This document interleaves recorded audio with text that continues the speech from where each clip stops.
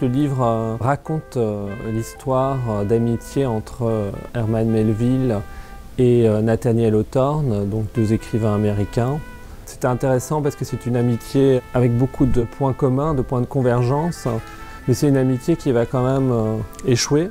Et dans cette histoire, malgré tout ce qui les lie, tout ce qui les rapproche, eh bien, ça ne va pas se faire, enfin, ça va échouer. Et en même temps, la raison de cette rupture est assez énigmatique parce qu'il y a une espèce de nouveau, comme dans mes précédents livres, de creux, de blanc sur ce qui s'est réellement passé entre eux, ce qui a fait qu'à la fois ils se sont rejoints et puis séparés.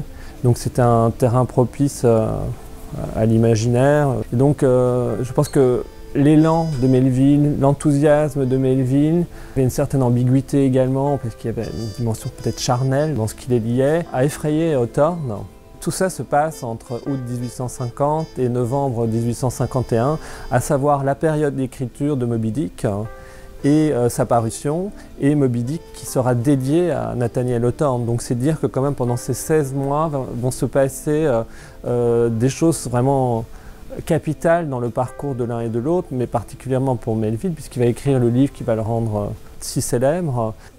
Ce qui est étrange, c'est que très vite, je me suis rendu compte que Melville et Hawthorne, c'était deux moi, deux parts de moi qui cohabitaient.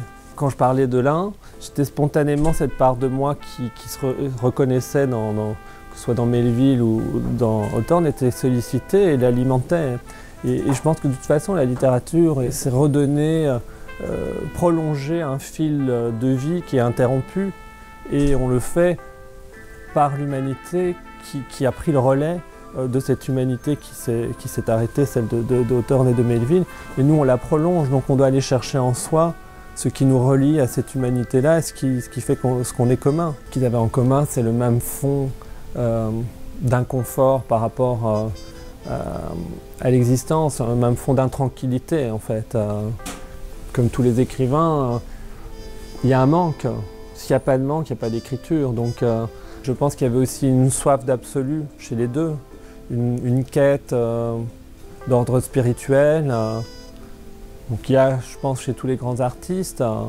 Et c'est vrai qu'en fait, à travers une amitié, on voit aussi la possibilité de peut-être répondre à cette quête par l'autre. C'est ça qui rend la déception encore plus grande, parce qu'en fait, ce n'est pas uniquement une déception de l'ordre anecdotique où on perd un ami, enfin bon, des connaissances, évidemment, on peut en faire.